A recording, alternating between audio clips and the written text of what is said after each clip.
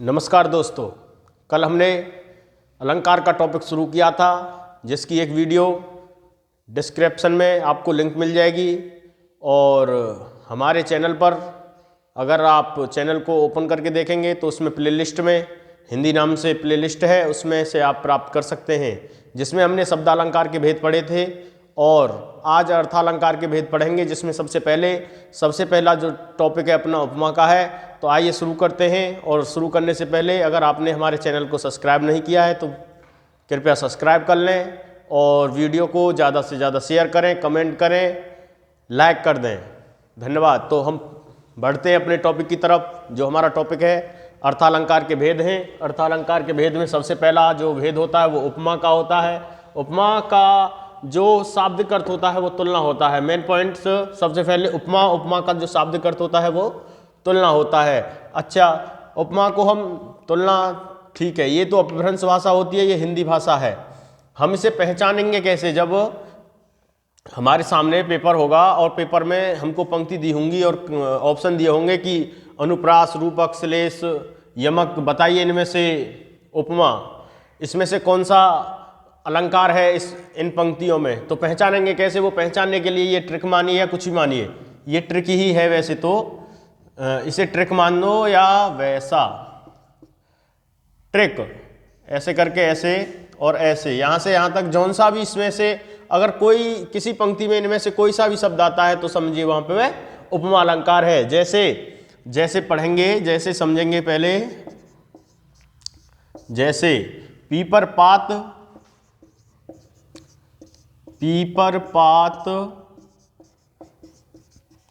सरिस मन डोला। पीपर पात सरिस मन डोला। तो देखिए ये एक पंक्ति दी हुई है और इसमें अगर आपसे पूछे ऐसे पंक्ति देके कि बताइए भाई इसमें कौन सा अलंकार है, तो सबसे पहले तो हम ये देख लेंगे कि अनुप्रास। सबसे पहले हमने अनुप्रास पढ़ाया था। अनुप्रास की हमको मालूम है कंडीशन क्या होती है। देखिए अनुप्रास में शब्द की या वर्ण की आवृत्ति जो है बार बार होती है। क्या इसमें कोई शब्द बार बार आ रहा है? नहीं आ रहा साहब। ठीक है जी। कोई वर्ण? नहीं जी, बिल्कुल भी नहीं आ रहा है। तो अब देखेंगे रूपक अलंकार तो नहीं है इसमें। रूपक में आपको हमने बताया था वो सब जो कंडीशन है वो अप्लाई करके देखते हैं। ठीक है, तो ये देखिए सरिस, ये रहा सरिस और ये रहा सरिस, इसलिए इसमें कौन सा अलंकार है? उपमा अलंकार। जहां तुलना की बात हो, देखिए पीपर पात का मतलब होता है पीपल का पत्ता।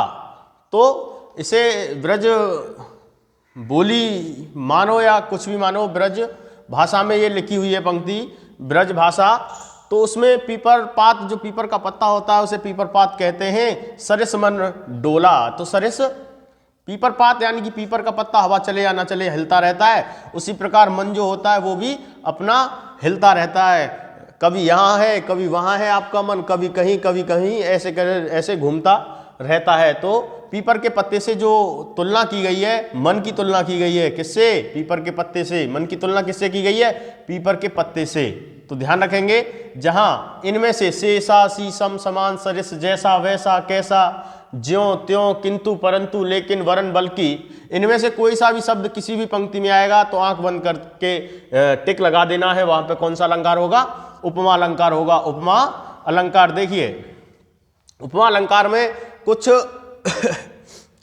उपमा अलंकार के तत्व होते हैं। तत्व बोलो या अवयव बोलो, अवयव या तत्व। कि जैसे हमारा शरीर जो है वो 5 तत्वों से मिलकर बना है, ऐसे ही उपमा अलंकार 4 तत्वों से मिलकर बना है। और वो 4 तत्व कौन कौन से हैं? सबसे पहला है उपमेय। ये उपमेय। नंबर 2 उपमान।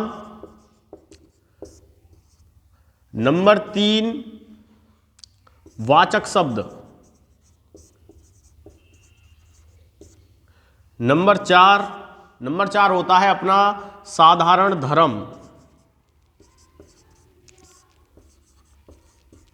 साधारण धर्म सबसे पहला होता है उपमेय, दूसरा उपमान, तीसरा वाचक शब्द और चौथा जो होता है वो होता है साधारण धर्म। देखिए उपमेय क्या होता है, उपमेय वो होता है जो पहले से उपस्थित होता है, जो पहले से हो, वो उपमेय होता है। और उपमान होता है जो बाद में आए,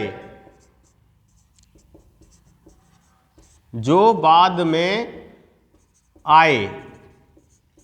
और वाचक शब्द क्या होता है, वाचक शब्द होता है भैया जो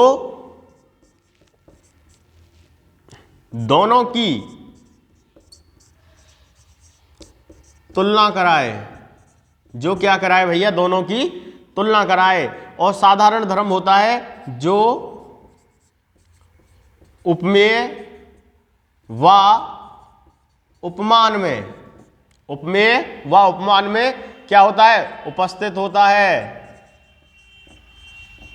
उपस्थित हो। जो देखिए कैसे उपमेय क्या होगा, जो पहले से होगा, यानी कि पीपर पात सरिस मन डोला। भैया पीपर का जो पत्ता है वो पहले से है और प्राकृतिक चीज है। क्या है, प्राकृतिक है, प्राकृतिक। जो प्राकृतिक होंगी वो सब क्या होंगे, उपमेय होंगे। उसके बाद ये पहला नंबर जो है ये अपना क्या है, उपमेय। इसे उपमेय, पीपर का जो पत्ता है ये है उपमेय। और उपमान क्या है इसमें, इसमें उपमान है जो बाद में आया है। क्या आया है, मन। मन को किसी ने बनाया है तभी तो मन आया है, तो ये क्या हो गया, उपमान।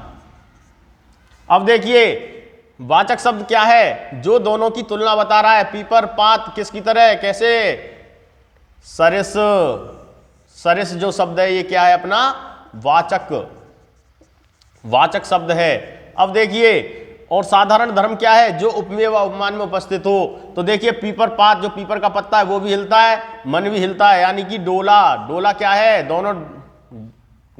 दोनों हिलते हैं ना, ऐसे ही डोलना, घूमना। डोले का मतलब होता है हिलना, डोलना, जाना। तो साधारण धर्म हो गया इसमें डोला, साधारण धर्म क्या हो गया, डोला। इसी प्रकार जहां पे शेषा सी सम समान सरिस जैसा वैसा कैसा ज्यों त्यों किंतु परंतु लेकिन वरन बल्कि, इनमें से कोई सा भी शब्द आए पंक्ति में, आंख बंद करके टिक मार दीजिए। किस पर, उपमा अलंकार पर। वहां पे क्या होगा, उपमा अलंकार होगा। उपमेय और उपमान की, उपमेय और उपमान में जो तुलना बताएगा, उपमेय और जो उपमान में, उपमेय उपमान में जो तुलना बताएगा वहां पे उपमा अलंकार होगा। जहां पे तुलना की बात होगी वहां पे उपमा अलंकार होगा। जैसे पीपर पात सरिस मन डोला, एक एग्जाम्पल और ले लीजिए भैया, कोई दिक्कत नहीं है, इसे साफ कर देते हैं।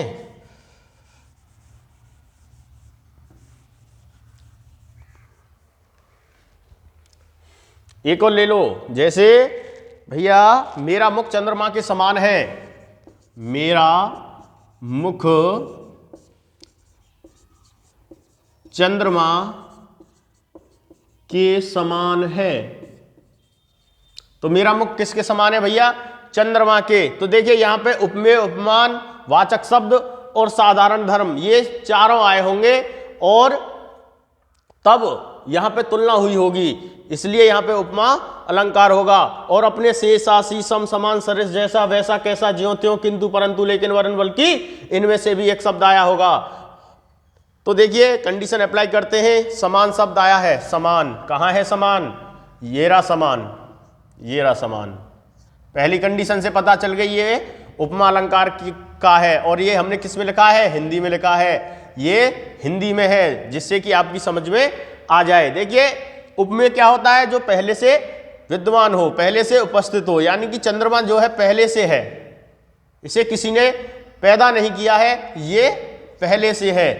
और जी मुख जो है बाद में आया है, ये पहले नंबर पर, ये दूसरे नंबर पर। ठीक है जी। वाचक शब्द कौन सा है भैया इसमें, समान। वाचक शब्द क्या है, समान। वाचक शब्द है भैया समान।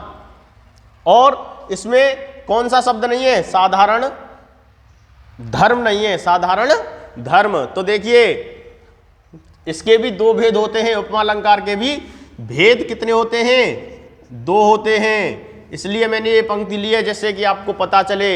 एक तो होता है पूर्णोपमा, एक होता है लुप्तोपमा, एक होता है पूर्णोपमा, एक होता है लुप्तोपमा। तो देखिए जिसमें ये चारों तत्व उपस्थित होंगे वो होगा पूर्णोपमा, और जिसमें अगर एक भी तत्व गायब हो जाता है या छिप जाता है वहां पे लुप्तोपमा होगा, ध्यान देंगे। और इसमें हम यहां पे कर दें भैया समान सुंदर है, क्या है, समान सुंदर है, तो ये बन गया पूर्णो उपमा, क्योंकि ये जो है ये साधारण धर्म हमने लिख दिया, इसमें क्या लिख दिया, साधारण धर्म। तो ध्यान देंगे कितने पार्ट होते हैं, 2 पार्ट होते हैं, एक होता है पूर्णोपमा, एक होता है लुप्तोपमा। तो जहां पे चारों उपस्थित हो तत्व वो पूर्णोपमा, और जहां से एक भी गायब हो जाए तो वो लुप्तोपमा। तो मेरे हिसाब से ये आपके समझ में आ गया होगा, इसलिए इसके अगले भेद की तरफ बढ़ते हैं, जो है उत्प्रेक्षा। क्या है भैया, उत्प्रेक्षा।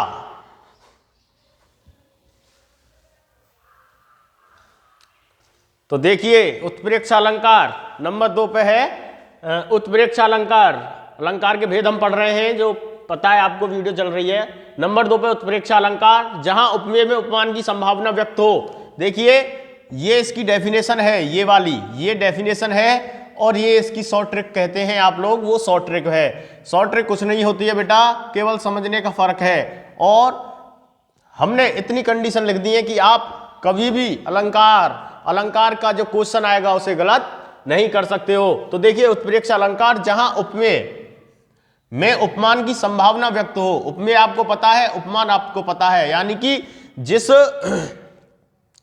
जिस पंक्ति में या वाक्य में उपमेय में उपमान की संभावना व्यक्त हो। उपमेय और उपमान आपको पता है, उपमेय होता है जो पहले से उपस्थित होता है, उपमान होता है जो बाद में उपस्थित होता है, ठीक है। और वहां पे क्या आएगा, ये शब्द आएंगे कौन कौन से, मनु, जनु, मानो, जानो, मनहु, मनो, जनहु, जनो, फिर, कभी, अभी, चूंकि, इसलिए ये शब्द आएंगे। और इसका जो शाब्दिक अर्थ होता है बेटा वो होता है संभावना।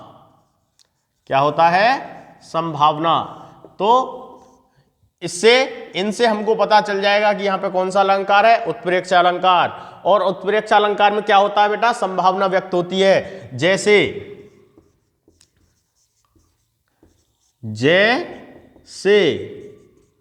सोहत ओढ़ है, सोहत ओढ़ है, ओढ़ है पीठपत, सोहत ओढ़ है पीठपत, श्याम सलोने गात, श्याम सलोने गात। सोहत ओढ़ है पीठपत, श्याम सलोने गात, मनहु नीलमणि, मनहु नीलमणि पर्वत पर, मनहु नीलमणि पर्वत पर, आतप पर्यो प्रभात, आतप पर्यो प्रभात। तो देखिए ये है पंक्ति, सोहत ओढ़ है पीठपत, श्याम सलोने गात, मनहु नीलमणि पर्वत पर, आतप पर्यो प्रभात। तो देखिए भैया इनमें से कौन सा शब्द आया, ये मनहु शब्द आया। कौन सा शब्द, मनहु। इससे हमको पता चल गया कि उत्प्रेक्षा अलंकार की बात हो रही है, ठीक है। और देखिए सोहत ओढ़ है पीठपत, श्याम सलोने गात, यानी कि श्री कृष्ण जी के बारे में बात की जा रही है, कृष्ण जी के बारे में बात की जा रही है। उनका जो सलोना गात यानी कि शरीर है, उस पर जब वो पीले वस्त्र धारण कर लेते हैं तो ऐसा लगता है मानो नीलमणि पर्वत पर, यानी कि जो नीलमणि पर्वत है उस पर प्रभात यानी कि सूर्य की किरणें पड़ रही हैं। ठीक है, तो सोहत ओढ़ है पीठपत श्याम सलोने गात, मनहु नीलमणि पर्वत पर आतप पर्यो प्रभात।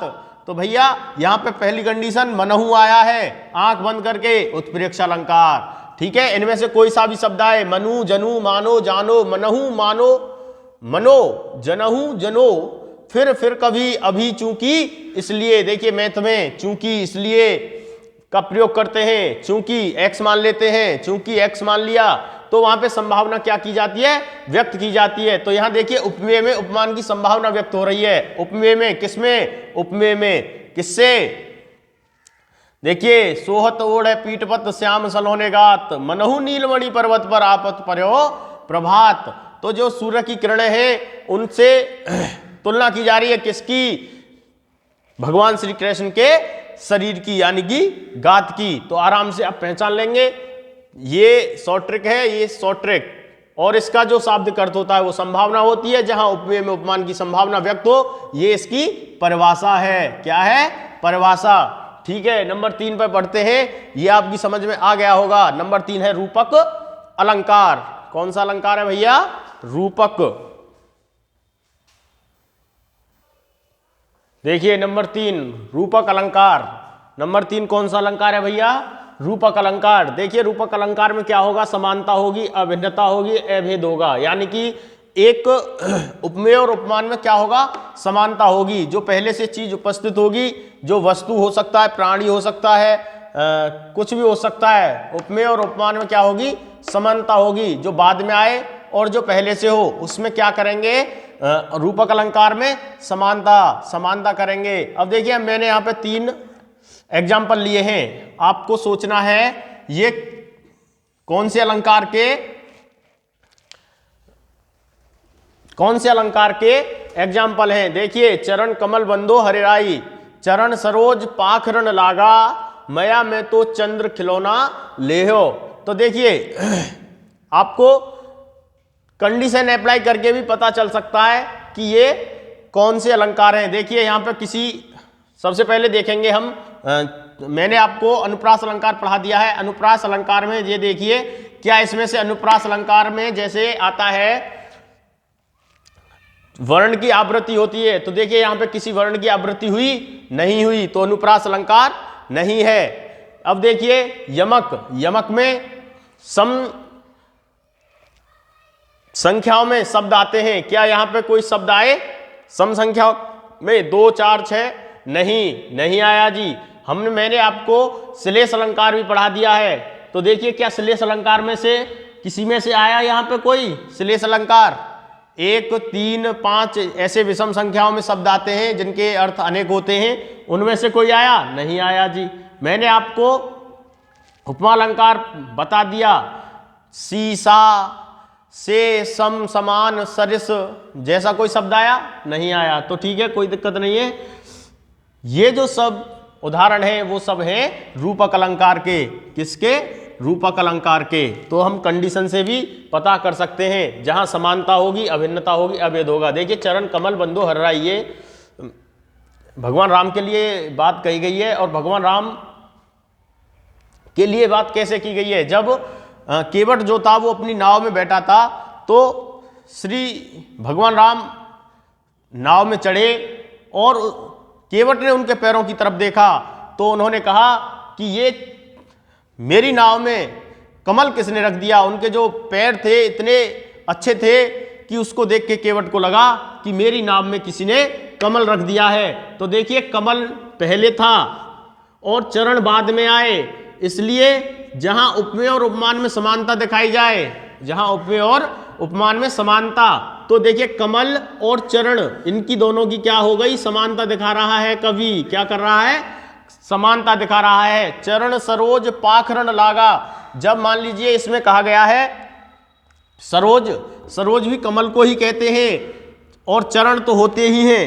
ये कह रहा है मान लो कि तालाब, पाखरण जो होता है वो होता है तालाब, वो कह रहा है ये जो चरण है ये मुझे ऐसे प्रतीत हो रहे हैं जैसे तालाब में कोई कमल खिल रहा हो, जैसे तालाब में कोई कमल खिल रहा हो। मैया मैं तो चंद्र खिलौना ले हो। तो देखिए एक ये भगवान श्री कृष्ण के बारे में बात कही गई है कि मैया मैं तो चंद्र खिलौना ले हो। तो देखिए कैसे, जब कृष्ण जी छोटे थे तो वो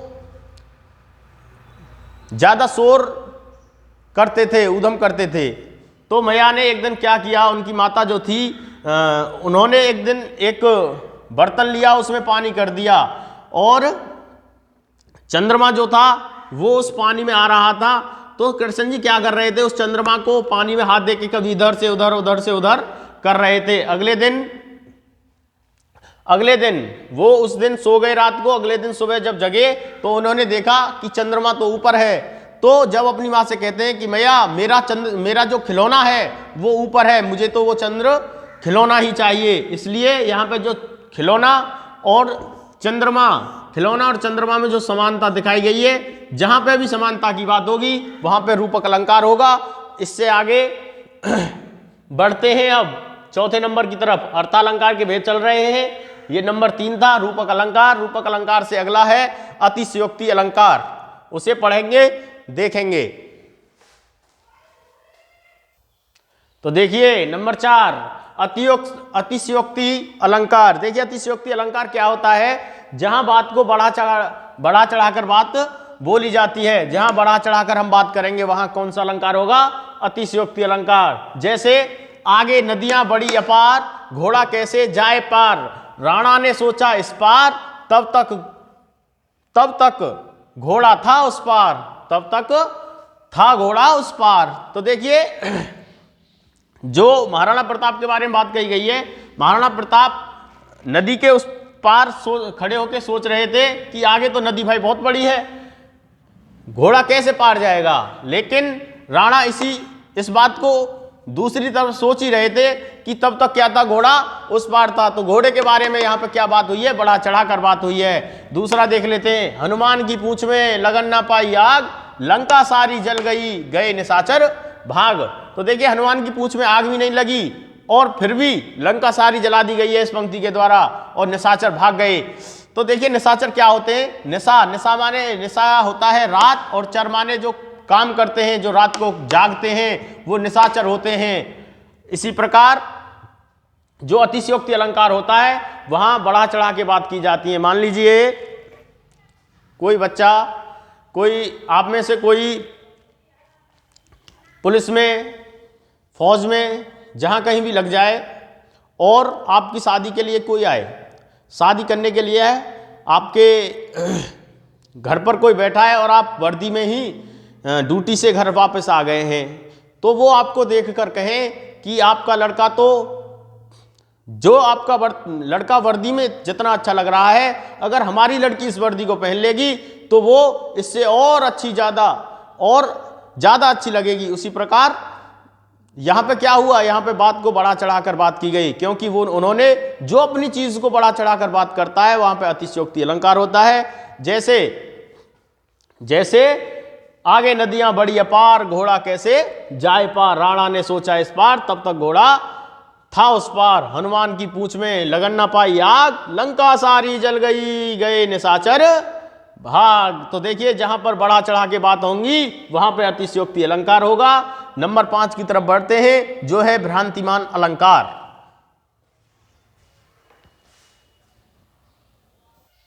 तो देखिए यहां पे नंबर 5 है भ्रांतिमान अलंकार, यानी कि जहां भ्रम और संशय की बात हो, जहां भ्रम और संशय की बात हो वहां पे भ्रांतिमान अलंकार होगा।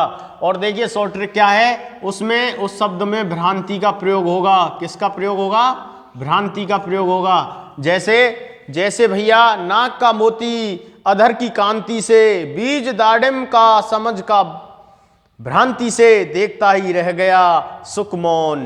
क्या, नाक का मोती अधर की कांति से, बीज दाडिम का समझ का भ्रांति से, देखता ही रह गया सुख मौन।